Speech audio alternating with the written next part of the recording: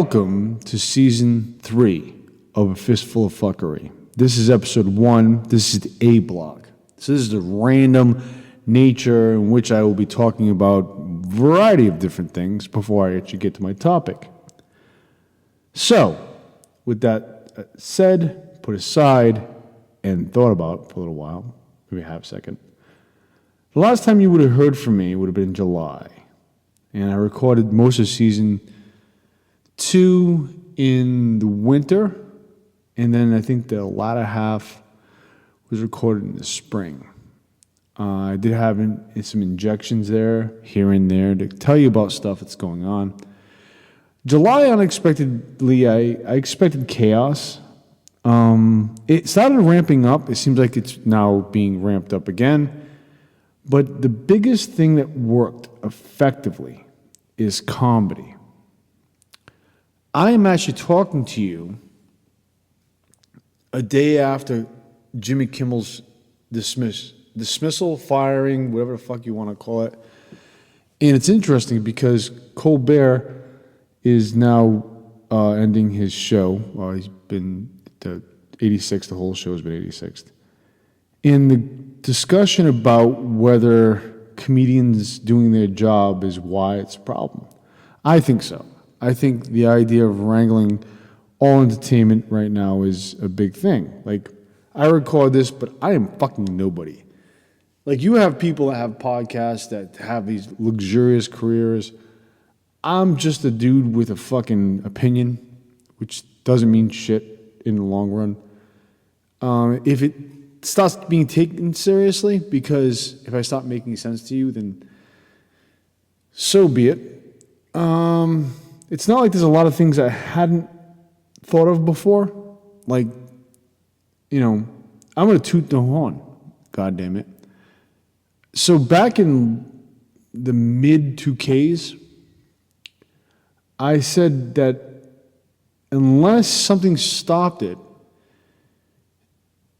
this point in time would be just like a worse version of the late 80s. And you have that. And it's interesting because Kimmel's dismissal is aggressive, right? It's ABC going, yeah, let's get rid of him because he commented about the leaders of the state, right? Of the U.S. Like, that hasn't happened before. But it was a little more aggressive than your average bear. Like, back in the late 80s, you had the Great American Whitewash, which was more hush-hush. Like, if you pointed it out to somebody then, and I was young then, you'd be saying magic show. Like, you'd be bringing up shit that they wouldn't think existed. Like, you just look paranoid, right? But realistically, from 86 on, I stopped watching television. Like, it was on, and I started thinking to myself, this is really fucking stupid. And I was a kid, and I was thinking, this is really fucking stupid. So I went on to reading books and comics and playing outside and doing random shit, lots of music, so on and so forth. At that point in time, there's a lot more freeform. Since then, we've gotten more refined attacks on alternative access to things. Like, currently, the goal is to get rid of radio stations that are, on get money grants. They're not commercial stations. They're not under the corporate banner. Here's what's interesting, is that the more you remove things, like Kimmel himself could easily jump into something else and probably become more popular. Why is the attack on late night really big? Because out of any demographic, late night still fetches, especially morning shows too, like Good Morning America, so on and so forth. They still fetch a specific demographic, a specific target audience. Not as much as they used to. Like, way back in the day, the scattergun effect was that you would have people that the group targeted would be the largest demographic. So they would appeal to the masses, right? Whether it was by personality of the host, like Donahue, Sally Jesse Raphael, Oprah, whatever it may be, they would cull an audience. They'd be on during the day. But here's what's weird. During the day is a different demographic than at night. At night, you would catch, traditionally, a lot more men. Why? Because 9 to 5, right? And you're like, you're being sexist. No, there was a large period of time where that was a thing. During the day would be typically female stay-at-home moms. That type of jargon. That was a thing. That was a thing for a long time. A good portion of the population. I mean, we had advancements. But we really started seeing those advancements until the 90s. And then it moved on. But there was a weird pendulum swing backwards. Like, feminism started thriving in the 90s, at least with my demographic. And that changed, because the different versions of feminism, which seemed more like a guy controlling the idea of feminism and just injecting bullshit into it, started showing up in the very late 90s, like 98, 99. So it splurged into the 2Ks, right? So consent and all that shit was talked about in the 90s, but for some reason it kind of got forgot about. Like, you're thinking, well, what are you trying to say here? There was a pendulum and a push back, and that's how it typically works. I went by the older etiquette, the etiquette I grew up with. So consent made more sense to me, right? But what I'm trying to say is there was a shift in culture. And it really didn't get felt until, at least in my everyday, until the 90s. There was still a push to have the traditional household, which was hammered out sideways, right? The 70s really kind of fucked things up, right? We have a bunch of jobs not being here anymore, moving to a different country from the 60s, late 50s, 60s, and it was definitely felt by the 70s, right?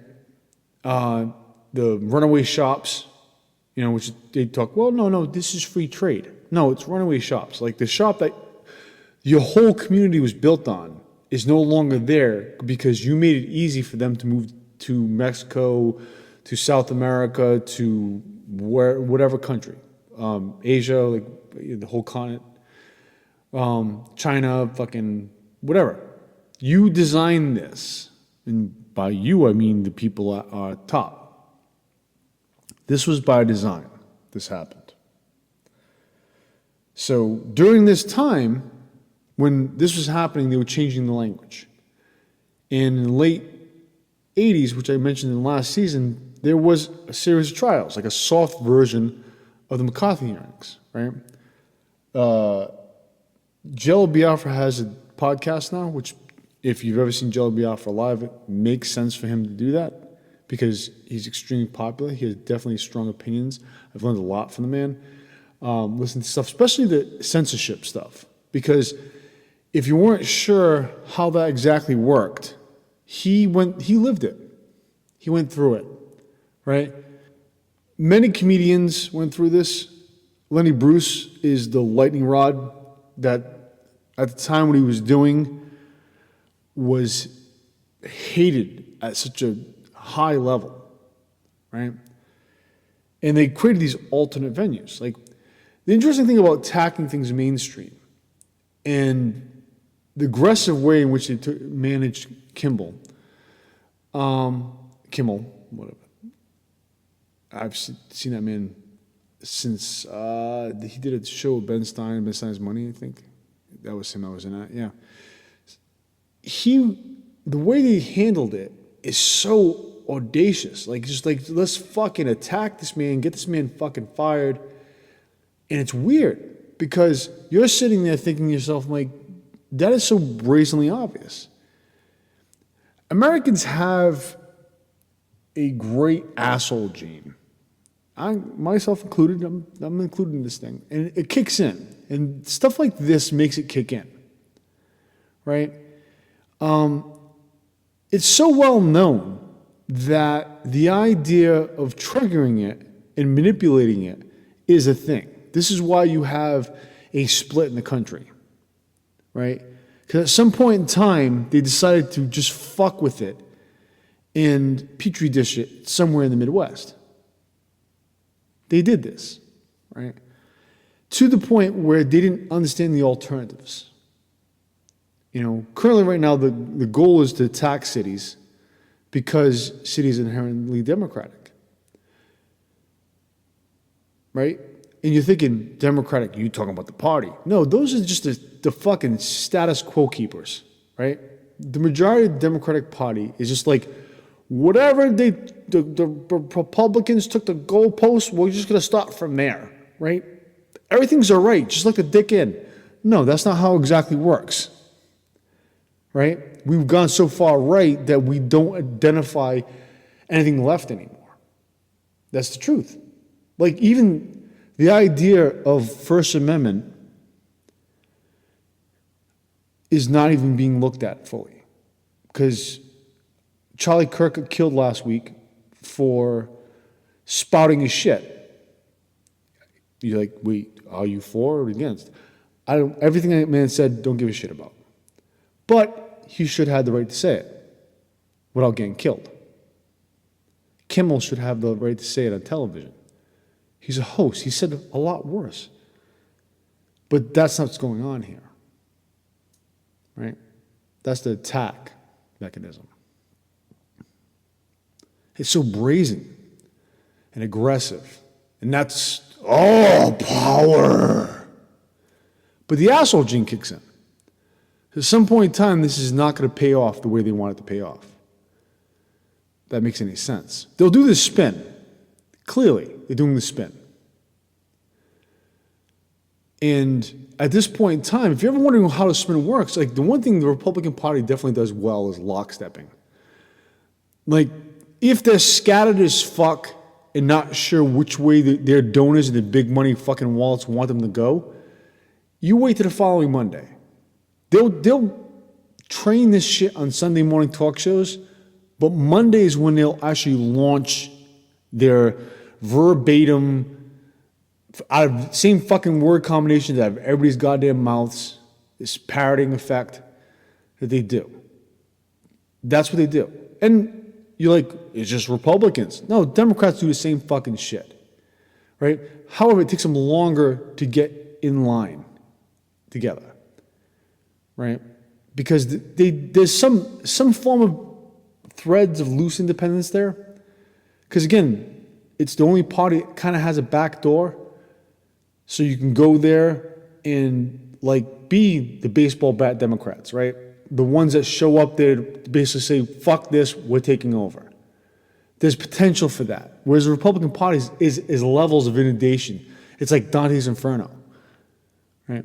And I'm using Republican loosely because it's really libertarian, aggressive libertarian party. It's been like that for quite some time now, you know? And yes, I'm sure of this.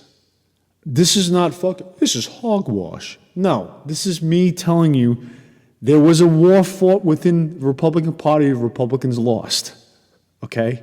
They had their asses handed to them, libertarians walked into the party and took the fucking thing over, and it's a whole different beast now. Right? That's how it's been.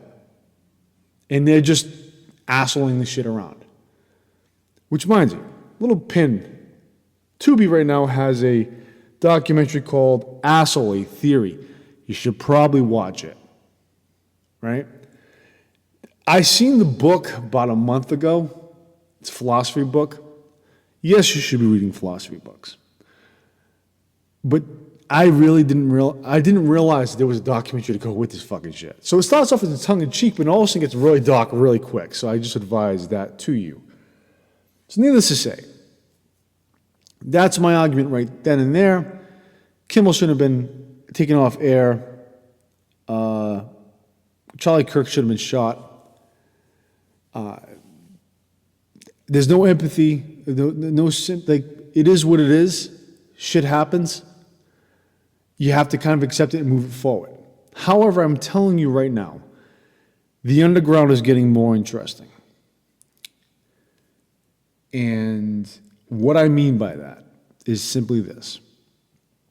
The more you repress things and try to pave over them or dismiss things, you assume the audience isn't there. Because the assumption right now is that whatever is on the radio or on Spotify, wherever that's on this big corporate whore of a fucking, not even a living, breathing disc jockey, right? That's not music. That's not the only music. There is a lot more. The underground has become an aqueduct system since the late 90s. Roughly 98, right?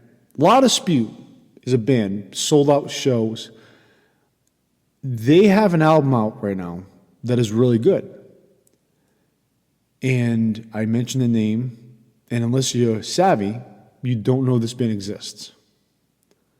Which is fucking sad. But they're saying stuff, right? I advise you to pick up a copy. Or even just give them a listen. Try not to use Spotify and all those other things. Even though wait, your show is on Spotify. How do you think I'm listening to it? And my thinking, in general, is I can do this in a large group of people with an individual. All I'm doing is what was suggested to me.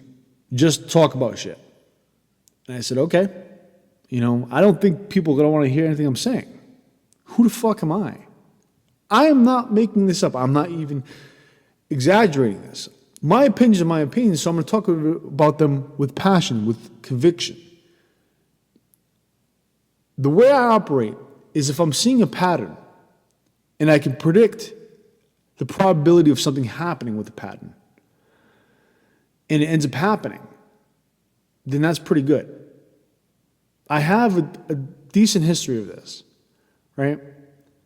It doesn't make me right, but there is something to it. So the push for me to do this was based on that. How the fuck did you get, I don't know, right? Back in the early 2Ks when I'm saying that the goal was to get back to what it was in the 80s. But it's going to be roughshod.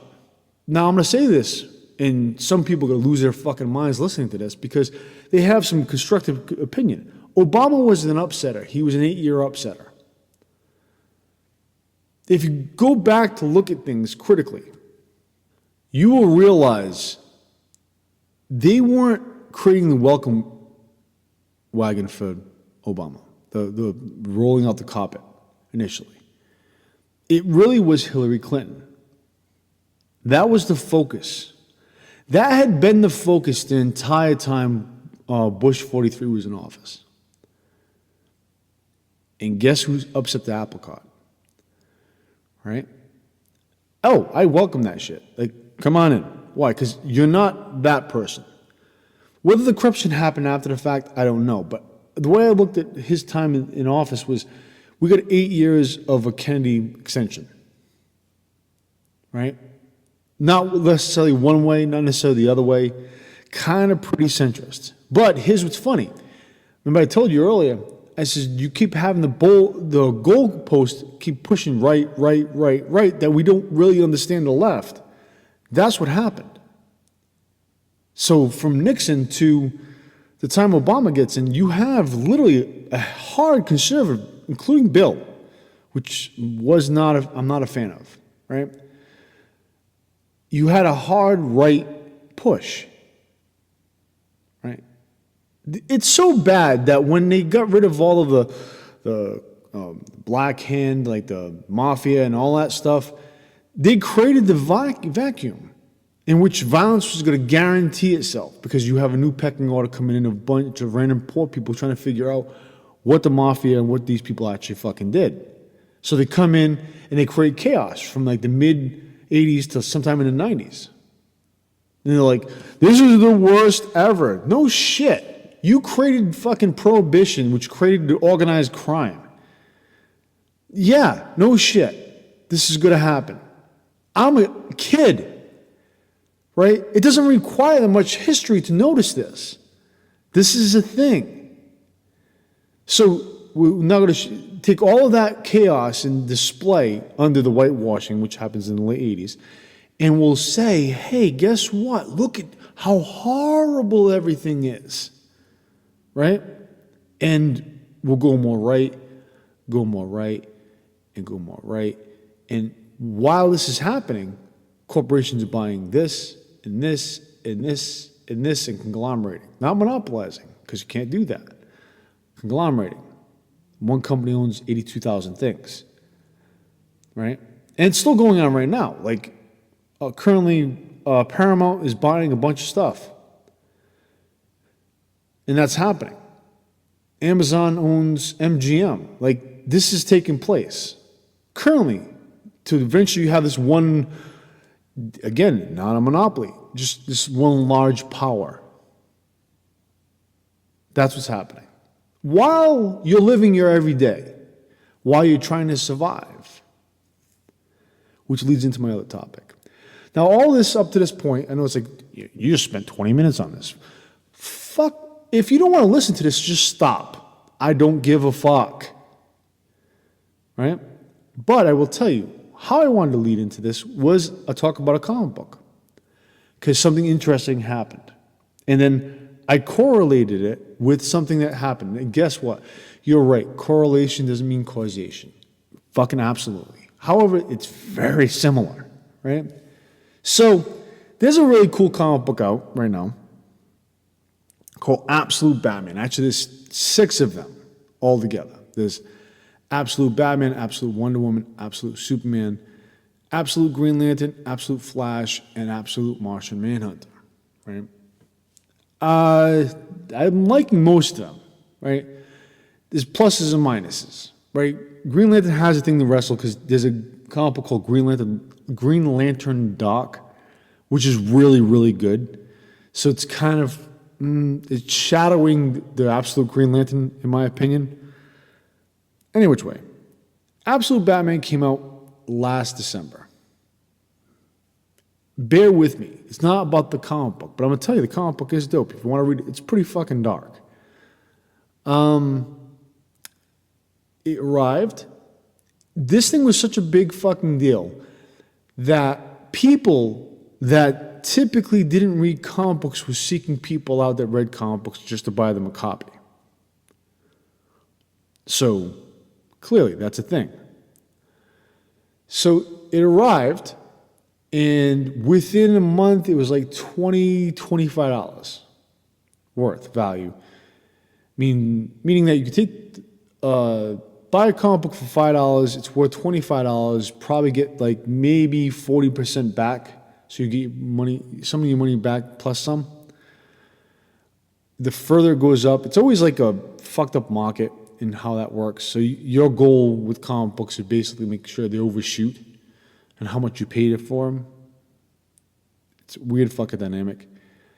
So this came out, and I noticed by February, March, that a lot of retailers, meaning people that were selling comic books that happen to have copies of them at shows and whatnot, were selling them for more. So the average price I was seeing was $30, $35. Yet the price guide didn't have them at that, unless it was like a 10. If anybody's into cards or comics, and actually any grading system right now, I think there's a scale that goes beyond the standard 9.2, which is 92%, if you want to look at it at 100, to up to 100. 100% clean mint. You know, because we can't just let things go. We have to make sure it's absolutely perfect. And even then, that's skeptical, right? So it was going for about 30, 35. And I'm like, that's crazy. This is quite some time. It goes by. I keep seeing it for this price. I'm like, no, it's valued at $20.25. And I was in a shop, several shops I go to, and somebody mentioned that. He said, well, that's the going rate right now.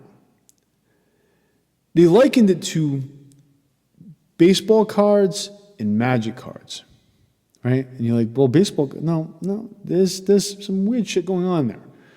So Magic and baseball cards, or sports cards, have a value. Like, you look at the thing, this is value. Now, the difference between Magic and baseball cards is that, or any of the playing cards, is that the playing cards' value goes up based on what they do. Right? But baseball cards or sports cards go up by where they're sold. Right? So, another good example of this would be stuff like Hot Wheels. Like, if you go to a car show, you're going to see Hot Wheels at the optimal price.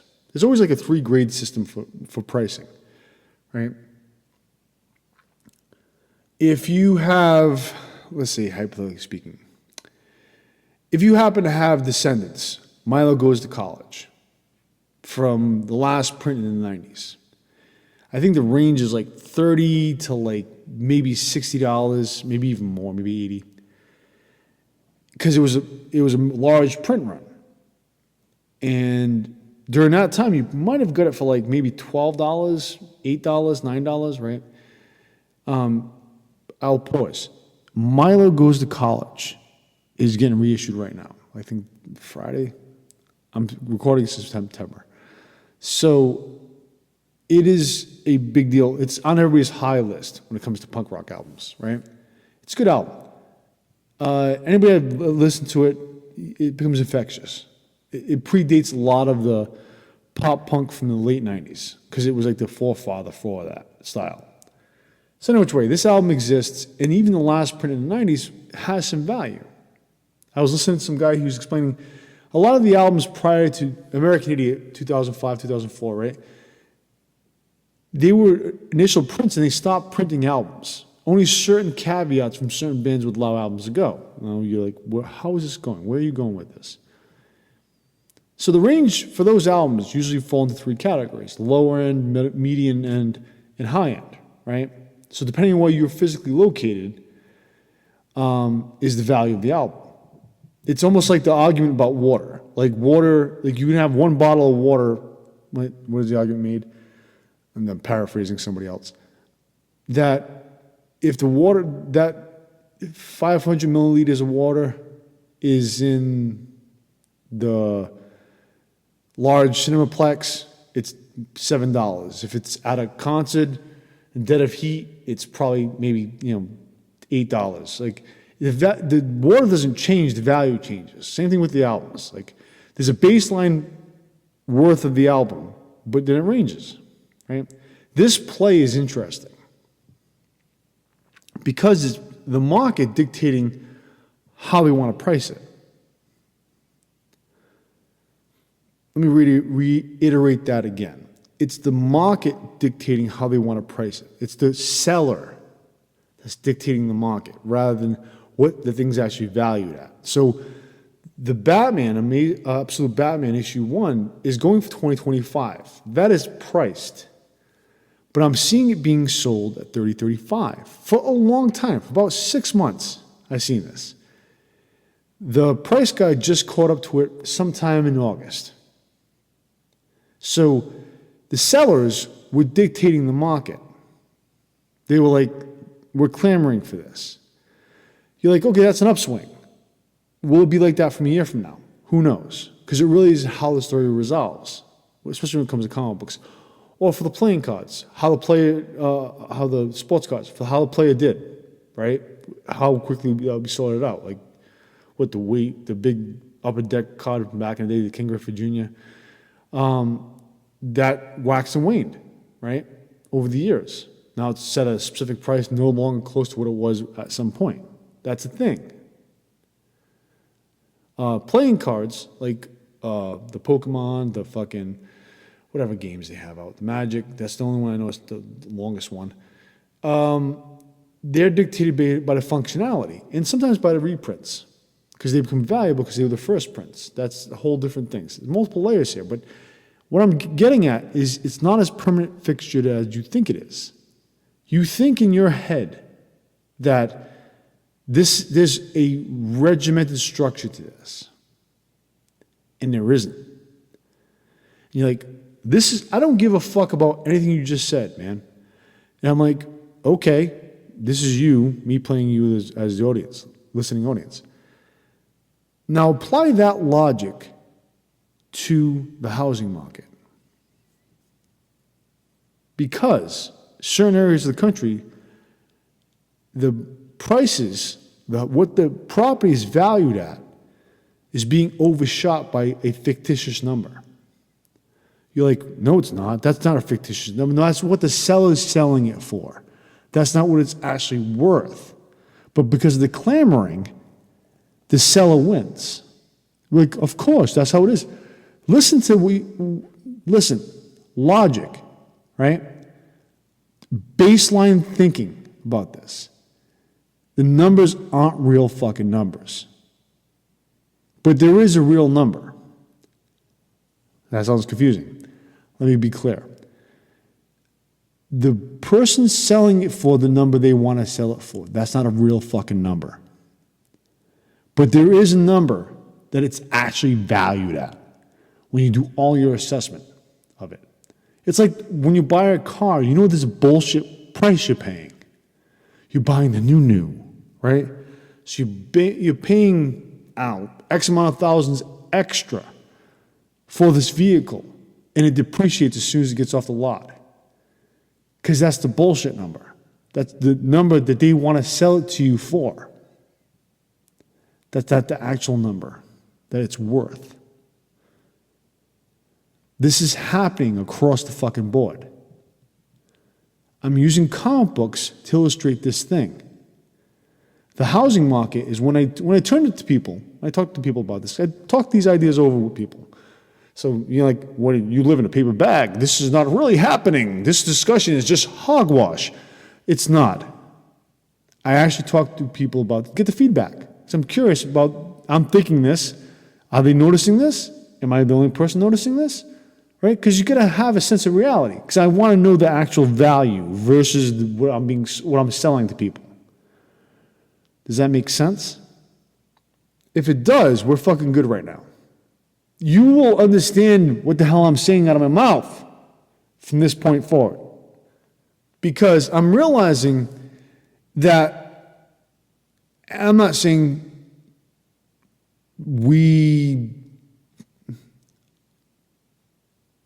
Kamala Harris, right? Price gouging was a statement. And that rung really well. Because we already know what was happening. Now you're saying, oh, did you want her as... Not really. I really wanted an open convention. And you're like, so you're a Democrat. No, I'm going to side with Democrats because they have the backdoor piece. Realistically, I'm an independent. I'm more of that crazy swing voter, right? But I stopped swinging for the conservatives because I watched John McCain kiss George W. Bush's ass and bow to the religious right. I'm like, really? This is what we're going to do now. This is a thing.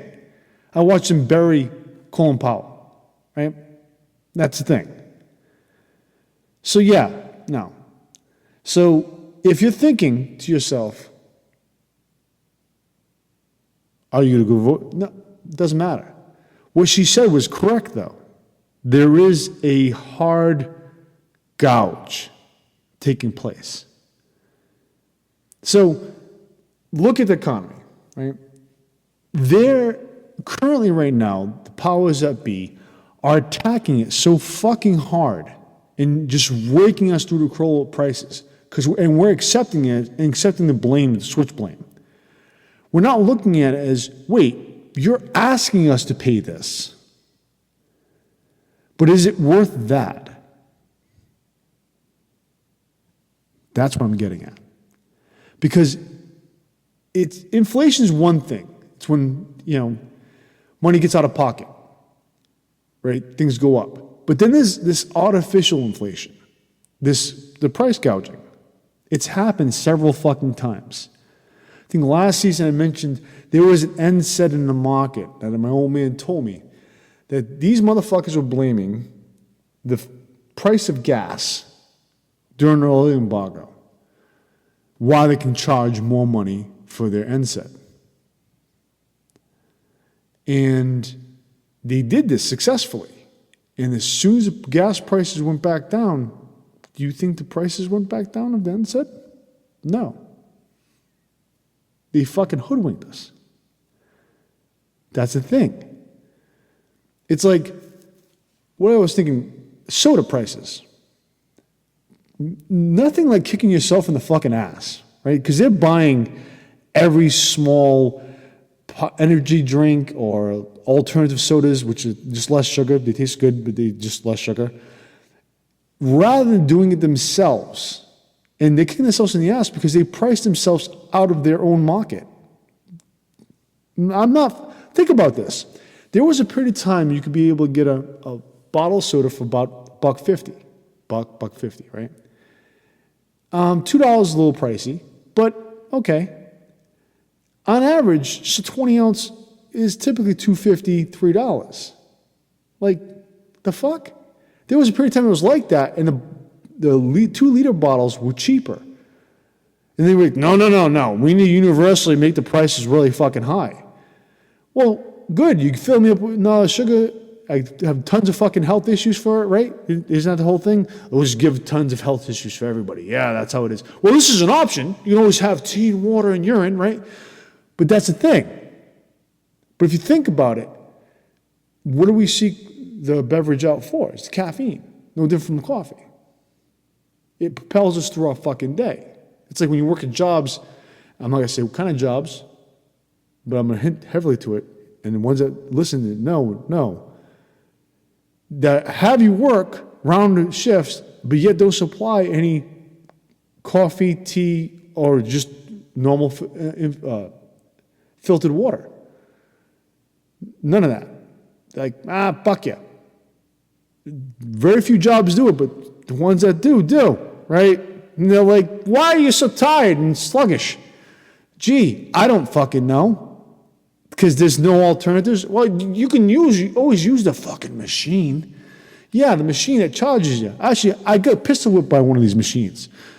And it took my change. Just simply that idea. So the idea of asking you for a price and saying, this is what we want you to pay for this price. Like the walking meme right now is like all these streaming services, which is another topic, another point in time. They have this, and you're basically paying for cable, but an a la carte version of cable. Because they've raised their prices so fucking high that you're basically paying for cable again. But you can always cancel with it. You're right. But here's the creepy thing about that. Is that when you talk to average people right now and talk about tangible copy, the DVD, the reel-to-reel, the projector in the room, because we have a tray system and a large, like $8,000 projector in your room, right? Doesn't exist anymore.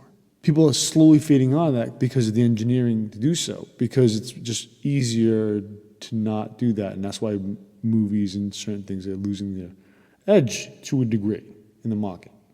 And I warned against this. The tangible copy is a tangible copy because then you have to pay for the services if you cut down the services. The services is the teat. The teat. The fucking, where you suck off that shit and fucking, yeah, I'm in there. New content, which is not that good most of the time. Right? It's big piles of shit. Let's fucking be honest with you. You're really waiting for the radical, the artists, the ones that put the shit together and make interesting stuff to stream after it leaves the theaters. Right? But no, that's what we're told. We're told not. Maybe we'll go all in on the first season just to get you hooked. And then, do the Westworld thing. And each season after becomes a big shadow of shit. Like you can see more corn traces and fucking lettuce traces in the poop that comes out every season after, because the first season was fucking impeccable, right? That's just a metaphor. That's the one example that popped into my head. But I'm thinking that's the thing. But if you have tangible, right? If the material is so good and so dense, so interesting, then you can see it again. And guess what? They shut off that tit, or they change it because censorship. That's what we're doing. We're doing crude, obtuse censorship now. Like I said, Kimmel and all that shit, right? So we'll do that because we can't do the whitewashing thing anymore because that's too savvy. right? Here's what's funny, though. If you said the thing about the whitewashing in the late 80s, again, I'll reiterate, you sounded paranoid. Like, you're making this up. Like, this is not real, because people weren't educated enough to even critically think about this stuff, because, they'd slowly decline in the school system. Wait, is this all adding up? Maybe. I mean, it's happening all at the same time. And there had to be meetings about this somewhere, somehow. So what is a conspiracy? Is a conspiracy us interpreting that and looking at it and analyzing it? Now, it's actually speculation right there. Or is it the people in the room making these decisions? That is interesting. All I'm saying right now is the prices you're paying for things are the prices that they're asking you to pay. If you willingly pay them what they want you to pay them, then you fell for the gimmick. And I'm not saying I'm bulletproof. I don't fall for, yeah, but then I start critically thinking about it. I'm going to check all sources that are in my range to figure out if I could pay cheaper or if I needed it at all. And that thinking right there is fucking dangerous. This is the coupon clippers from way back in the day that still probably exist in our culture, but we don't talk about them as much, right? The one that knows the angles and know if I go to this store, I can buy a lot of these for this price. Those are the people that needed to thrive in this point. Those people you need to listen to because they understand this shit a little better than I'm explaining to you right now. So, what am I doing? I'm actually going to give you a B block. And with this section, should I change the voices? I don't know. I'm going to do it actually as I'm talking to you. I'm literally going to go from one thing to another. Now, I'm not sure how this is going to translate over. So the B block right here is really simple. The first 3 episodes of this season, the first 2 episodes specifically, I'm going to talk about generations. Because originally I was supposed to do that last season. But last season got out of pocket because I want to say it ran like 15 or 16 episodes.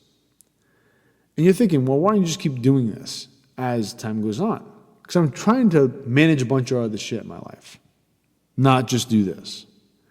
And I really don't know the result of this, but I do want to do this live. And I'm trying to distill concepts that some of them I won't even talk about while I'm recording this and present them live. Because I think there's a lot going on that we're not really recognizing. And live is a easy ebb and flow. It's better than doing this. This is like talking to darkness, right? So the first 2 episodes are going to be about generations because a prediction I made a while ago, and I'm pretty sure I talk about this in either season 1 or season 2, has come to the surface, right? So there's always been a patchwork generation, and I always thought it was weird there was a patchwork generation, right? And what I mean by patchwork means it's like a generation that exists between 2 generations to a certain degree. And then I started thinking about this more and more, and once I realized I was right that this generation exists. So this is a generation that exists prior to Generation X. And I'm going to get into more detail on this starting this episode, but continuing to the second episode. And I always thought this has to exist. And I've met people from this, what I thought was a patchwork generation, but the more I keep thinking about it, I'm like, it's not. And they're now called the Jones generation. And they fill in towards like the mid-50s, mid to late 50s to about the mid-60s. Right? Any which way, I've been talking about this for quite some time. However, recorded, you only hear maybe, 3 years I've been doing this, roughly. Initially bitter as fuck doing it. Still kind of like, I get a lot of encouragement to do this. So that's by a lot of people. So that's kind of why I'm still doing it. So to find out that this exists while already kind of tracking it, because I knew the kids that watched John F. Kennedy die, get assassinated on television as a child, had to be different from boomers. That concept alone, they watched John, JFK, X, MLK, and RFK get killed within the span of a decade. Less than a decade. This is their childhood. This is when television was the center of the universe for most of our culture. So I knew they had to exist. And I remember the attributes, like typically they have an affinity for Alice Cooper, the group and the performer, I guess. Frank Zappa, like the Stooges, like they know these bands exist. They were more savvy into them, like, you know, especially early, like genuine glam rock, not the fucking 80s regurgitated version of what the fuck, whatever hell that shit was, right? But like the original glam rock, like the T-Rex, when Tyrannosaurus Rex becomes T-Rex, and when Slade and David Bowie does this whole, you know, post-Space Odyssey stuff, like Hunky Dory to, you know, whenever. That's a thing. That was a tune-in for them. And it's interesting. And I'm going to get into that a little more. The third episode, I'm actually going to get into a model I have drawn out. And it's going to be conspiracy theory or conspiracy versus speculation. Because they sound like they're the same, but they're not.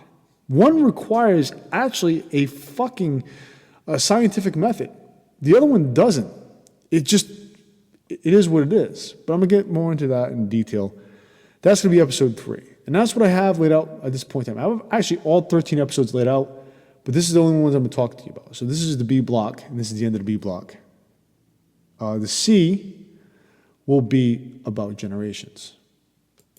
Okay, C block. And this is actually a different point in time. I'm actually recording to teletype because there's a lot of stuff that's taking place between me recording A and B block to this right now, which is C block. And I'm going to click here because I have notes and I want you to understand where the fuck I'm coming at. Okay, so the range for this show will be 45 minutes to at max 2 hours. My goal is not to go over 2 hours with you. I'm trying not to do that. I'm trying to refine it. But the thing I learned last season was that the hogwash of throwing everything together in a big pot, even though I had notes, was a big fucking issue. So what I decided to do is I decided to create blocks. I'm not sure if there's going to be music interlude in between blocks. I honestly don't know. So bear with me.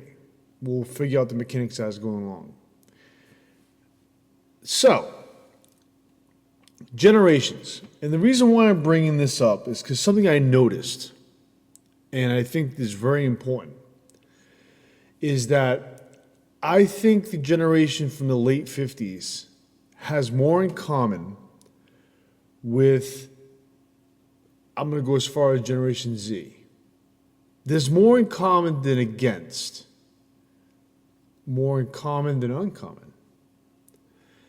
And I realized that the boomers were the tail end of the way school of thought that existed for a brief period of time. Like it was a little recovery from the Depression on.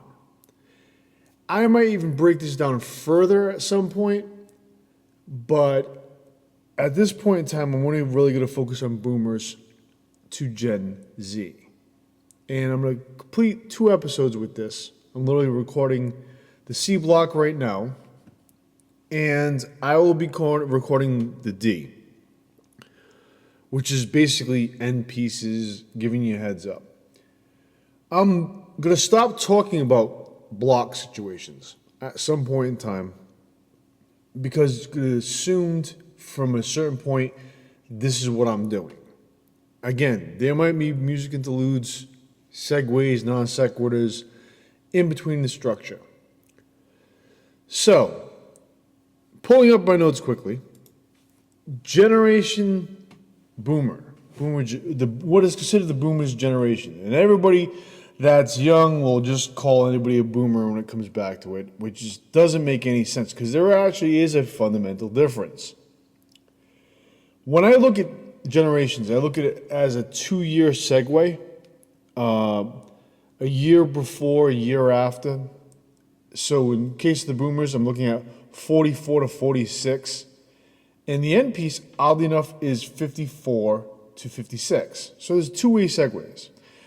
There is a larger caveat I will get at the end of this, and we'll begin episode 2 explaining this a little more thoroughly. The kids and byproduct of men and women fucking like rabbits. Dropping kids left and right post WW2, World War II, which felt we were victors of. Like, we left World War II thinking that we were the good guys, hands down, not realizing that to a certain degree we tracked back a lot of social diseases, specifically hard right fascism. It came back like fucking syphilis.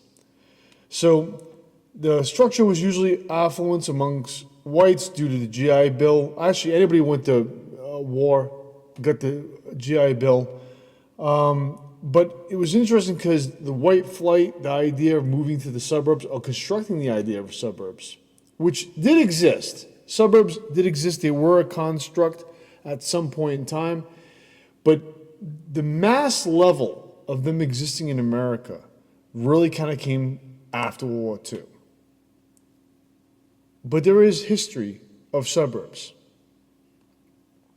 But the construct, the little boxes, like the song references, was a thing, right? And the white flight was a bunch of people that were affluent, that were Caucasian, decided, you know what, I want to go to an area outside of the city that's constructed for us to show up looking like AstroTurf and whatnot, right? And what's funny is you still see this being built today.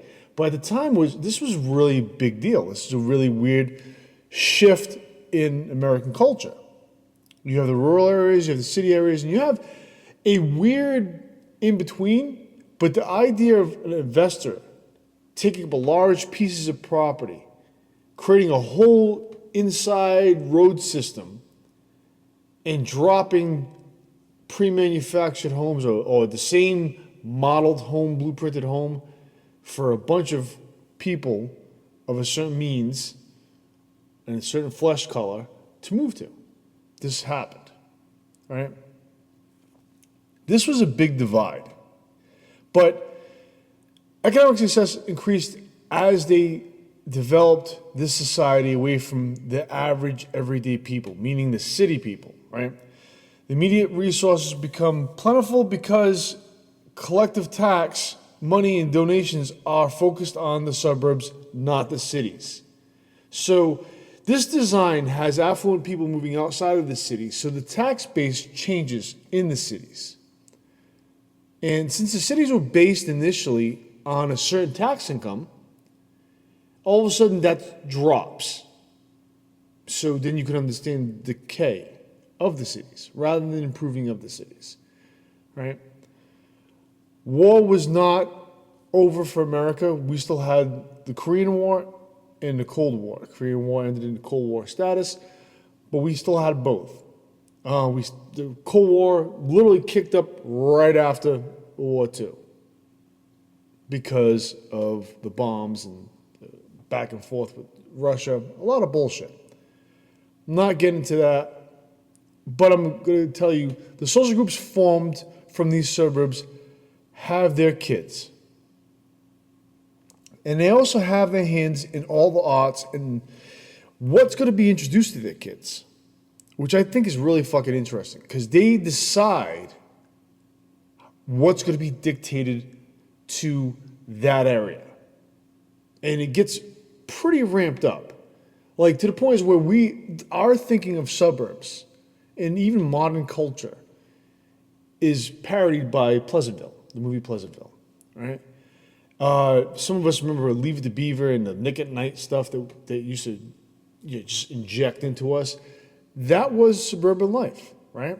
That was a mirroring thereof as best as they could on television.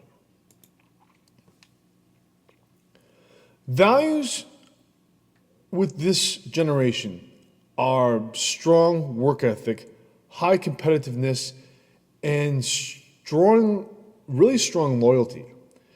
And at random times, happiness does not always equal wealth. Now, I remember being in stats class years ago and finding out that the interest of money equaling to wealth changes in the late 50s. Like, you have money, but that doesn't necessarily make it happiness. It makes any sense. And if you really critically think about it, it kind of makes sense because you did have a push upward after the Great Depression. So when you acquire a lot after having nothing, it becomes synonymous, right? But in this situation, it's like correlation is not causation. So this dumps off. Now, what I found interesting about this is around this time you have the McCarthy era come into pass. The Red Scare, the all working formations, communists. This is a thing. This is such a major thing that it literally ties into our culture. We have the House of Un-American Activities, and it's weird because when I growing up, like I didn't understand this existed. I understood this as a concept, like this is like, oh, this is part of social studies, but I didn't realize how much it affected American culture. In the watered down version, like I explained to you in the last season, when it came to putting people on trial in the 80s for censorship. The idea of censorship and control of information definitely amps up around this time. And these people are definitely invested in this idea. Now, you have a dichotomy. So you have this new suburban lifestyle, right? And you have the city lifestyle that are now in different turmoil. Like one is losing money because tax revenue has moved to the suburbs, right? And rather than cleaning up the city, they leave it to more or less waste to a certain degree. Now, this doesn't always set into effect, but there is a plus or minus situation that goes on here, right? Because obviously we're in a situation right now where it seems like all of a sudden everyone wants to go back to the cities. At least that's what it was in the last 15 years. We're in 2025 now. About last 15, 20 years, everybody seemed to be focused again back on the cities. That's the rampant push for gentrification, which is not the same as natural growth, right? Okay, so to really kind of bury out the suburbs, you had city-states, lavish, huge city-states way back in the day. And they grow.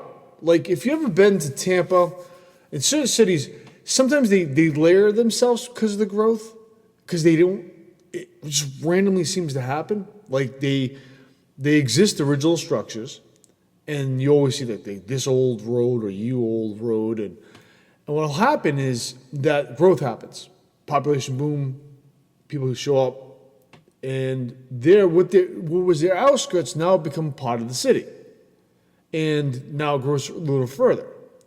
Right? Tampa's probably a really good example of this, Tampa, Florida. Because you have the new Tampa and so on and so forth. But it grew in layers. So what was like West Tampa then moved out, but it's still kind of perceived to be, there are several cities that have this issue. Because cities have a tendency to grow. Why? Cities are important because all development, all structure is centered around the colleges, the universities, the places that ideas are shared, right? And it's funny because growing up my age, like I'm almost 50, so like my perception of the world was like this is blight. Like there is no people gathering together. There's no real place to go to share ideas. It's kind of like done out. Although I grew up in a city that was also done. Like it was funny, it was a vampire. It was literally counting on neighboring cities and people to drive outside of the city to bring money and revenue back to the city. And there are several small cities that fell into this trap. The city I grew up in wasn't the only one. But way back in the day, when the city-states grew up, it was funny because they were lavish and poor, and the poor lived on the outsides. Their goal was just to get as close to the city as possible, maybe have some cattle. And so the suburbs did kind of develop in that aspect, right? The irony about it, though, is that when they try to fortify themselves from the outside world, the very first people to attack are the people on the outside, if they attack in the cities, right? This is way back. This is before America existed and so on and so forth. So they're killing the people on the outside as they get close to the center, which is fucked up. But that's the first kind of suburban structures I could find in this thing. So boomers existed. They're locked into the idea of competitive nature and the idea of like hard loyalty to the very bitter end and just really strong, like literally supporting a workplace for the rest of your life is a thing with this generation, because opportunity was given to them and they look at it going, well, this is how it is. What happens in generations after is companies don't give a fuck. They just decide, you know what, we're not going to be here anymore. We're going to move over here. If you want to come over here, there, Mr. Johnson, you can go over here with us. If not, well, fuck you. You know, that's pretty much about the size of it. So, interestingly enough, Jonathan Potel named a generation after the boomers that are constantly associated with the boomers. And it's strange because I remember interacting with these people when I was younger. And record collections, I used to dig through people's record collections all the time. It kind of gave me an idea where they were at. And I realized that there is a unusual people that are older. They're not Gen X. They're not boomers. They're kind of like what I thought was like a 5-year window. But I'm getting further ahead of myself. I'm actually thinking that there's even another generation. And I'm speculating this, okay? Completely fucking, there's enough things suggesting this exists than not exists, right? But Jonathan Pontel, I should say, in 99, speculated that the Jones generation existed. Now, this is getting a lot more tread right now because it seems to be conservatives put us in a war with each other. Like, you know, these boomers, these people, these greatest generation, you're not in the same... Sir, we had to survive shit that was falling the fuck apart. Tighten the fuck up. And they kind of propagate them, get them thinking even more so, dig down even deeper. And they're doing it to generations after, but some of the generations after are pretty level-headed. Especially the Joneses generation, which is put into 54 to 56, up to 64, 66. Again, the 2-year window I'm kind of given because it depends on what part of the country you're at. And this gets more complicated when you consider the isolated part of the country, even though you don't think they're isolated, but then you realize it is. They were born into or moved to by their parents to the suburban model. So they were either first batch of kids that were separated from the city or raised in a vacuum of the suburbs, right? So the Joneses generation, which is the generation after boomers. This generation has a lot of shit going on with it because born when the Beats were actually at the apex. Beat generation, writers, Kerouac, Ginsberg, so on and so forth. They were at the apex. R&B, rhythm and blues, original rhythm and blues, not the singing rhythm and blues, and proto-rock were collapsing into the first wave of rock and roll. And they just about missed, as they were growing up, the yippies and hippies. They may have heard pieces of them. Like, they might blend the two ideas together. Yippies, Youth Independent Party. Hippies, in my opinion, they're kind of posers. They're kind of the filler. The people that really, I'm going to gravitate towards this because I'm lonely and this looks kind of cool and interesting, right? They really see the decline of hope and the rise of cynicism. The Joneses generation. So, think about this. You have boomers that think the idea of American exceptionalism, which is fucking crazy, right? But exceptionalism. Now, people are exceptional, right? But American exceptionalism, in my opinion, is basically just the asshole gene we naturally are trained to have. We just kick it in, right? At the right times. Not all the time. because the all the time is the problem. But even then, as a concept, I think everybody has that.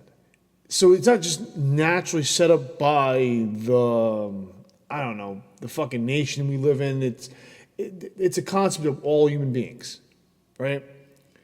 So they're more indoctrinated in the idea of like racial construct and like sexism and like the boomers. Whereas Jones's generation is like, they're given this as children. And all of a sudden the world fucking changes, right? They watch all the major assassinations take place. And whatever hope John F. Kennedy walked into the White House with, they watch it just be purged out, right? And then they watch a resistance rise, right? And they're in that basket, right? That's 10 years old. So they're watching the Summer of Love, the Summer of basically the shit's burning. Like they watch the rise of the Vietnam War. So that this is something, they're the kids that you're seeing basically in what's the name of that show? Wonder Years, more or less. And it's funny because the Police have a song, Born in the 50s, off of their, I think it was their first album. Pretty sure it's their first album. And it's highlighting the same pieces, right? So this generation, in my opinion, is the real beginning of modern world. Generation Z, back to this generation, have more in common, but at some point, they seem to be purposely divided because of what Beats and Yippies actually achieved. Like, if Gen Z took cue from these people, went back and actually started reading Beat Generation stuff, started reading like what was going on then, started listening to some Dylan albums, they would get a better understanding of the fucking world and the point of view that they're genuinely tied to, but they don't realize they are because of people that wanted to control the suburbs decided they wanted to control everything. So that seems to be a thing. So the death of Woodstock Nation, MLK, RFK, JFK, Malcolm, and the great work horde and the Nixon generation. Understand, RFK, Robert Kennedy, getting assassinated in '68, yielded in Nixon administration. That is me throwing a bias out there. Because it became very clear that RFK had a high probability of being president. So you're watching the Pentagon Papers, you're watching the Watergate scandal. This is their world, right? So when you watch like a show, again, television is like a soft mirror of reality back then. Now it's just tits and ass and fucking whatever like, oh, this is advanced technology that all these detectives have. It's fucking bullshit, right? But back in the day, it tried to mirror reality to a certain degree as softly as it could. Because I understand, again, gatekeepers, people wanting to reduce and not really get into the nitty-gritty of things. But every so often something breaks loose. The Rockford Files, James Garner, the Rockford Files, holds a great cynicism of how gray shit can get. And in my opinion, that series, at least the first few 2-3 seasons, kind of mirrors on television the way things are. All in the Family, right? Shows you this is that generation and this is the generational conflict, right?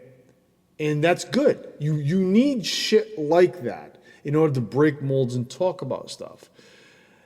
And that's why one of the first things that's constantly channeled through and constantly attacked by authoritarians is communication and the arts and culture wars and all that fucking nonsense, right?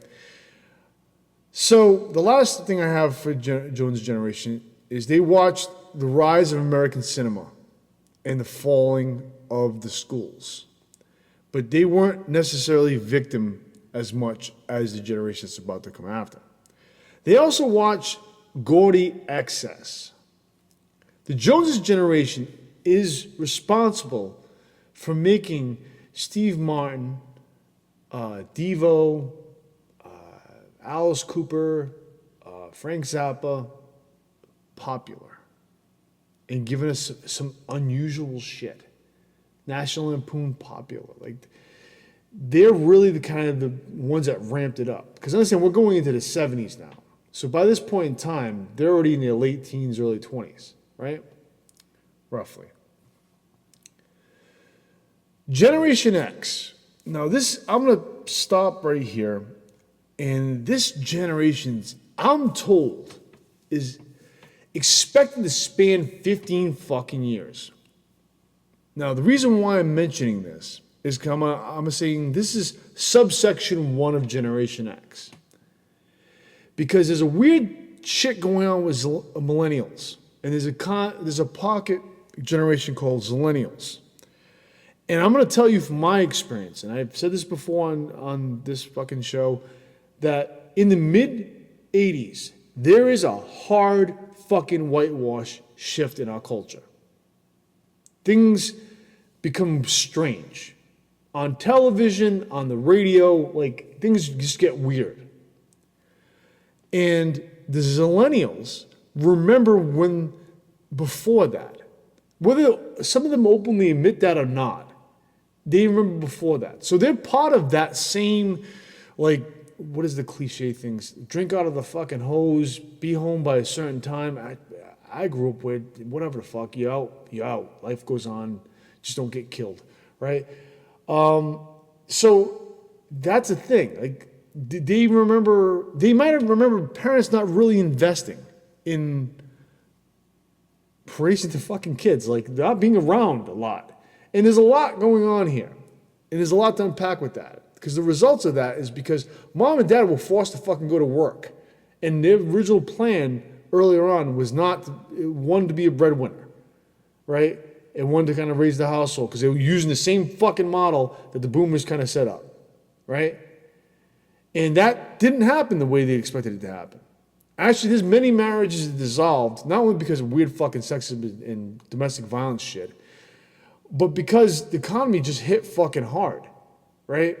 And it hit hard because the new established supply chain was established and it was working.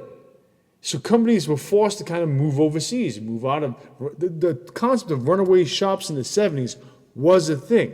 So this generation I'm about to talk about, and I'm going to call them Generation X right now, but honestly, I'll be fucking honest with you. I think they're a different generation altogether. So I have the first wave, 64 to 66, and they go from 74 to 76, right? Again, pluses and minus 2-year gap because things don't grow exactly the same way you are, especially back in the day. The reason why I think there's 3 generations over a span of 20 fucking years is because the culture of acceleration.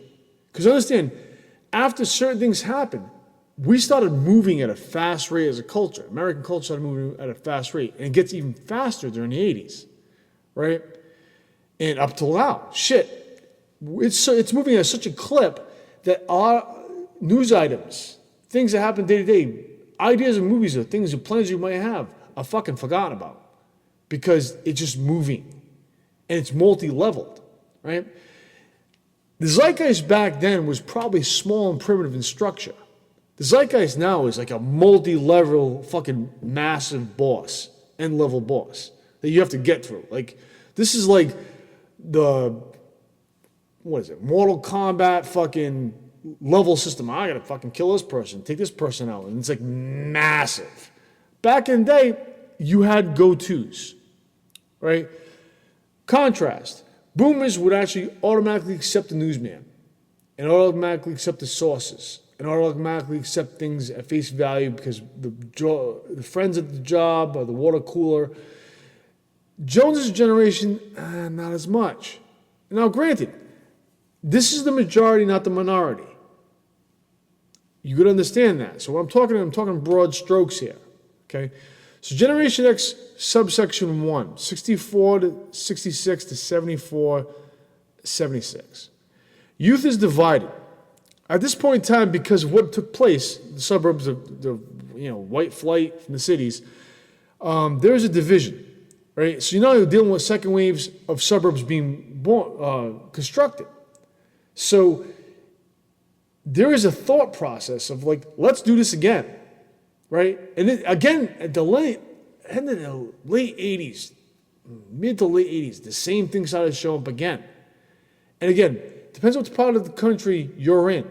For me, it was mid to late 80s when people were like, we need to make townhouses, new suburbs, right? We need to create these large fucking properties that basically are projects, but because they're nice and lofty and everybody has nice cars, they're not considered projects, right? They're considered, apartments, luxury apartments, whatever the fuck they want to call them, right?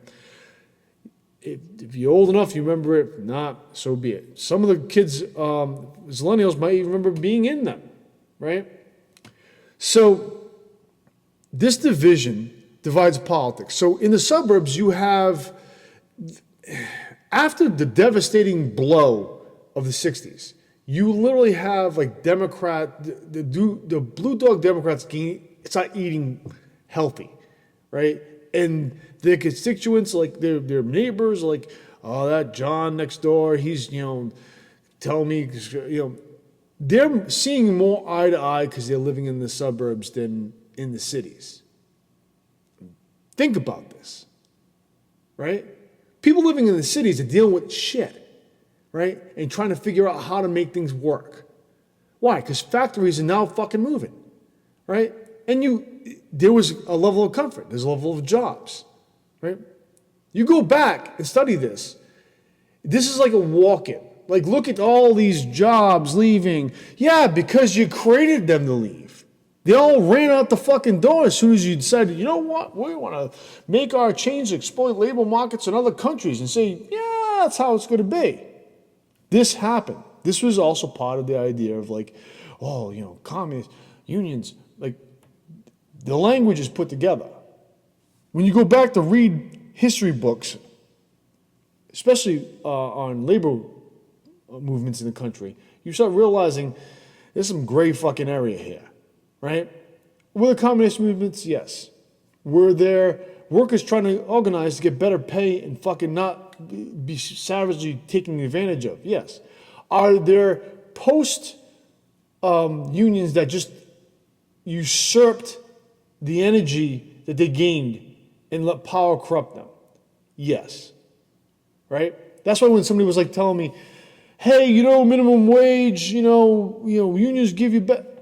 Honestly, if you want to bring up the wages in the state, go to the state. Why? The unions should just be giving us, vacation time and all this other stuff. If you want to raise the wages in the state, the baseline minimum wage or even livable wage, which is different from minimum wage, right? That makes more sense to me. Why bother with unions to do that when they should be working on the other things? The improvements of the shops, the idea of creating a trade. There's a lot of jobs that should be trades that aren't. Like, this is modern times. So this generation, education declines. Now, I actually had an educated guess that education declined around this time. Like in the mid to late 60s probably. Fucking 67, right? 1967, education in America starts hitting, started eating shit. Well, now we're going to cut some budgets out of education, focus on that. Why? What are we doing here? Intellectual movement, right? The idea of like, we don't want you critically thinking about shit. We don't want you to be able to go to these institutions to learn shit, right? Because in theory, if you learn something interesting and revolutionary, guess what ends up happening? You become their competition later on, right? Isn't that the idea? Maybe. That's speculation. But, probably closer to truth than not. This right here is weird because I think later Gen Xers versus earlier Gen Xers have a conflict. Later Gen Xers have more of a progressive liberal concept. But here's what's weird. We still embrace strong, what I guess would be framed like as conservative concepts, right? We do know things have to be done. We do know work has to be happened. We want to own guns. That's not an issue, right? But the early Generation X born around this time have a strange conservative spin to them.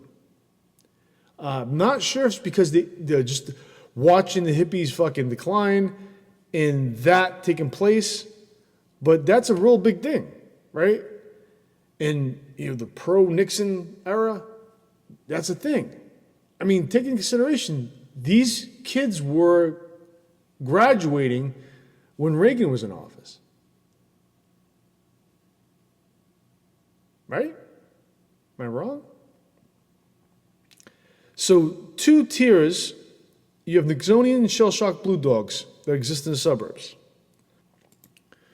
This is the society in which these kids are born into, right?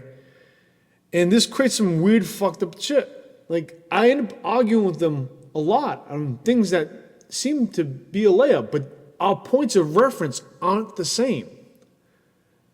Okay? I'm born in the mid-'70s.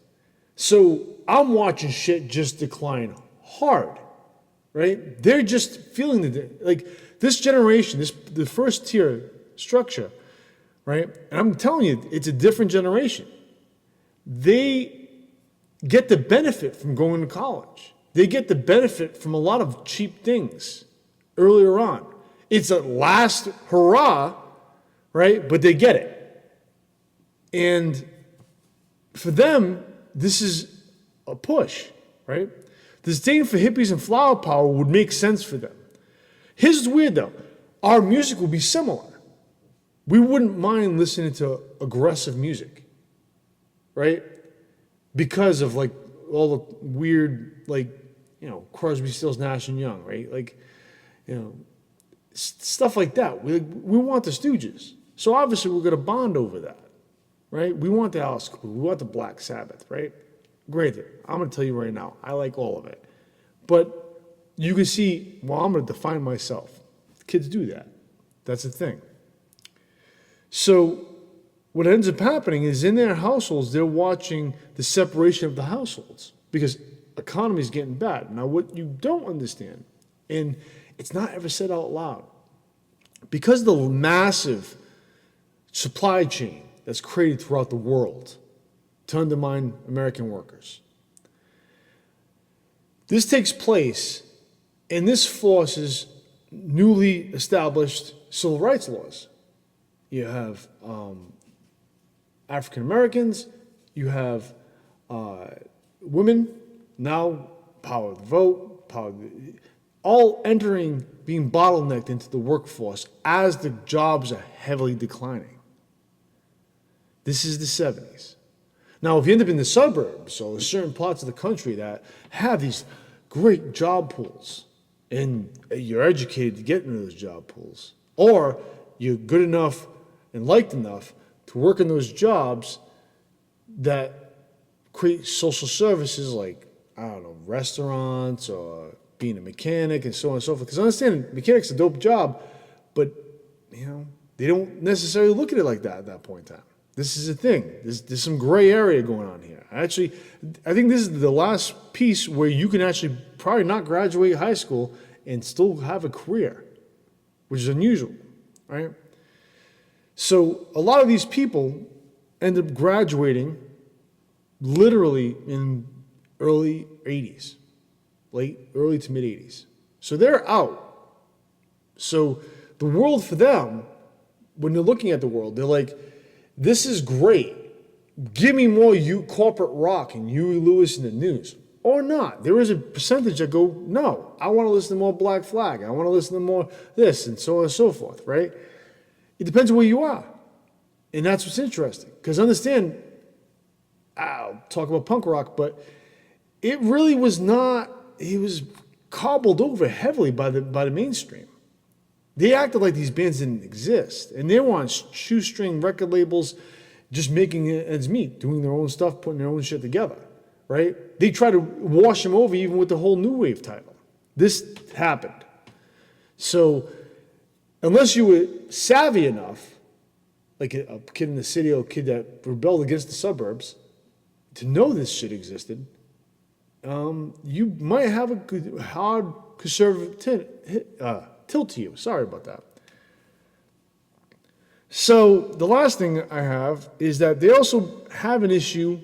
They blame mom for shit. Like, I don't know about you. I worked with enough kids in my life. It doesn't matter how horrific dad's taking a kid outside and fucking tooling him or doing terrible shit to him. That's beyond that. Mom's getting the blame for it, right? So when mom leaves the household, she's getting blamed for destroying the household, despite the fact that shit's angled hard in a different direction, right? And times get tough and things are gray. What you think is black and white or functional or the model not discussed thereof becomes gray. Man is not the head of a household anymore, right? And that might drive people fucking insane. Like, they're not looking at their wife as a partner. And the kids know the world they're seeing and thinking, well, yeah, there's, wait till dad gets home. So a lot of misdirect anger. The labor market crisis comes to a head in the 70s, the bulk of the 70s. Again, the term runaway shops was common in the 70s, right? Eventually they renamed that in the 80s because, that was happening again. They were like, oh, we shouldn't call it runaway shops because that makes us look bad. Because of the effect of the supply chain, this happened. Angry music presents itself, you have a champion. Here's what's interesting. Disco becomes a focal point. Not funk. Not interesting shit that came out from the early 80s, or early 70s. But after a certain point, it was just disco. Like watered down versions of music to make people happy and escape. Something happens in 74 and 75 that I cannot explain. I don't have enough data to say, oh, it's this. I know people bought venues, closed venues, and the amount of control labels have almost destroyed fucking rock bands, right? Splintered some of them, right? Because the amount of money it was made from 67 to 74 from rock music and touring was fucking phenomenal. And in the late 70s, there's almost a burying of it. Because this new wave of pop music exists. And it's wrapped in a loose funk. I wouldn't play disco to funk. I just wouldn't. It's not the same thing. Funk's dope as fuck, right? But this happens. So a lot of these kids are like, what the fuck? Their music's not getting played on the radio. Enters in the classic rock stations, or what is called new rock, or rock stations, home of rock and roll, whatever the fuck moniker it had, shows up in the late 70s, early 80s, the FM stations. And they're interesting. Why they piss me off so much is that, okay, you give me Def Leppard. Now I'm going to beat in Def Leppard for a little while. Cool. And now, after the whole fucking can get opened, 1,000 years later, this is now my classic rock, the only thing, just the same shit rock that they played on the radio back in the day. It's funny because I've called radio stations locally several fucking times, right? And saying, hey, why don't you put such and such a band on? Wasn't like they were on a major label. Like, perfect example, Sonic Youth. Throw Sonic Youth on. Well, that's the 90s. No, it wasn't. Most of the bulk of their music was in the 80s. What are you talking about, sir? Right? Around the same time, Social Distortion. How about early Social Distortion? How about Mommy's Little Monster? Anything off that? No, can't do that. It had to be the Epic label. Yeah. There's a battle there that we don't even realize we should be fighting. So I'm going to leave you with this. And I want you to understand that the Clarendon Public Schools definitely defined, I guess, what is 15 years of Generation X. But I'm telling you, I think Generation X is divided. I think there's a first wave, up to about the mid-'70s, and then the second wave, which means that either we decline, myself, I say I'm not an Xer, right? Maybe I'm not Generation X, even though a lot of the all ages shows kind of show up in the 80s, right? So maybe I am, because the whole X symbol comes from that. Oh, yeah, that's the thing. It didn't come from a fucking novel. It came from the fact that they put hard marker on your hands to define that you can't get fucking alcohol.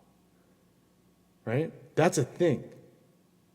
That's a venue. That's youth culture showing up saying, you know what? We're going to now move our shit forward. And that started when the Clash went around the country and said, get up off your fucking asses and do it. Right? Because the labels aren't going to give you the new wave. They're not going to give you the new music, the new rock. They're going to give you whatever people are willing to sign up a contract to and label them new wave. And that happens late 70s, early 80s. So take that in consideration. This would also explain Zillennials and why they feel displaced sometimes. Because honestly, I'm a personal experience. The first time I ever seen a kid wear a fucking car seat, sit in the car seat, I was astonished.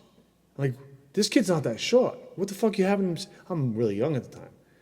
And the person looking at me was crazy. Well, they're my precious cargo, baby on board, right? No, that's not a thing. Kids used to get thrown in trunks on roof racks. They didn't give a fuck, right? Up in the front seat on mom's lap. Like, that was a thing. And that's a fundamental shift, right? And it's funny, like I mentioned On Point last season, Jello Biafra and Bill Hicks. And both of them recognizes the weird shift on focus on children, right? For many, children used to work in fucking factories over 100 years ago. Like, yeah, you know, in certain countries, you know, where we push our supply chain, they work in mines. Their little fingers could grab the diamonds. That's a thing. I'm not making this shit up. Look it up. I'm not fucking with you. So here, all of a sudden, sometime in the mid to late 80s, children become precious artifacts. While whitewashing them and sugarcoating everything. Very strange. Very strange. Any which way. Now you're sitting on D Block.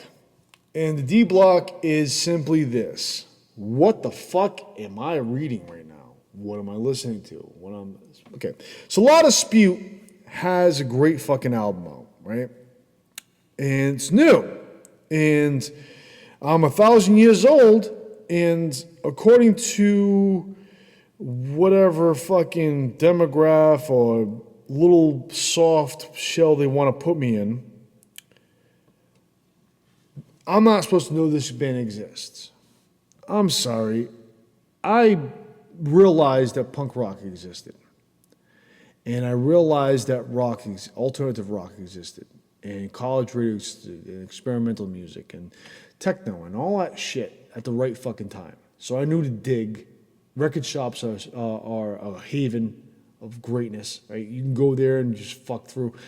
Great record shops have record players, so you can listen to this shit, or CD players, so you can listen to this shit, see if you like it, right? That's the reason why I'm buying William Shatner's Has-Been.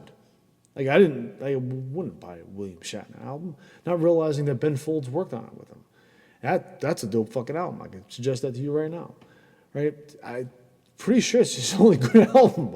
He did a good, decent, weird cover of Rocket Man, but so my taste of music and arts range. It's all over the fucking place, right? And if you haven't figured that out yet, let me just inject that right now. So, La Dispute has an album. I'm going to pull it up right now because I'm old and titles don't always sit with me. No one was driving the car. They just arrived to Pittsburgh and sold out a venue, a great venue, Spirit Hall. I would just suggest go there for any music. And it was funny because I introduced people to this band like some odd years ago, like Rooms of the House. That's when I jumped on. I didn't realize they existed prior to that because sometimes I'm digging through. I grind fucking hours. I'm pretty fucking busy doing a lot of crazy shit. So not all the time am I aware of stuff. So every so often I start digging. Like another interesting band I will tell you about, a metal band.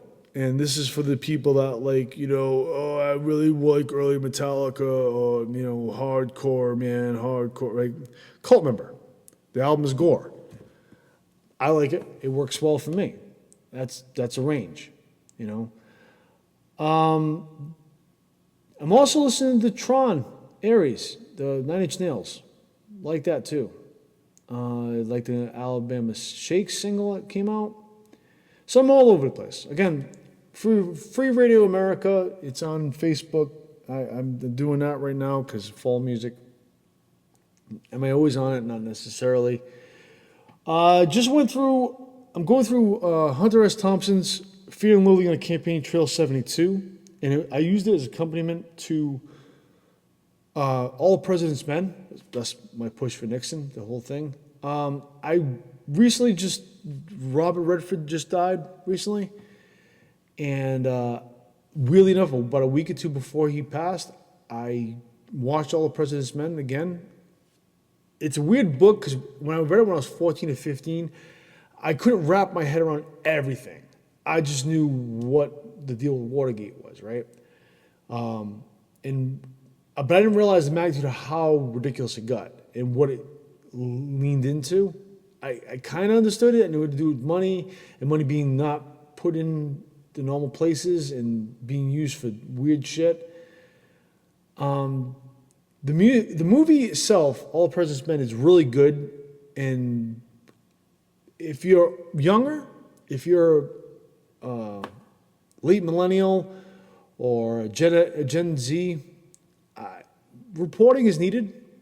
We really need reporters, like good, efficient reporters in the world that's willing to go into places and tell stories and collect information, data on how things are operating. And that movie kind of shows you how it's done in a very interesting way. They don't get the whole scope of the book, but they got good portions of it. If you want to look at it almost like a weird prequel, The Post, which came out years later. James Robards played Ben Bradley in All the President's Men, and Tom Hanks played him in The Post. The Post is the event that takes place before Watergate. It's about the Pentagon Papers, Robert S. McNamara's report getting the light of day, and journalists actually standing up for the First Amendment. Interesting shit. So I went through that book again, and the follow-up piece to that was Fear and Loathing on Campaign Trail 72, which is equally as interesting. I can't suggest that to you anymore. Comics. Exquisite Corpses. Crazy tale. No superheroes, just a bunch of eccentrics working for rich people, killing each other. That's weird, and people trying to survive it. It's like a bunch of ideas put together. If I haven't suggested this to you yet, I suggest it to you now. It seems like a sleeper hit. A lot of people I know are reading it really, really like it.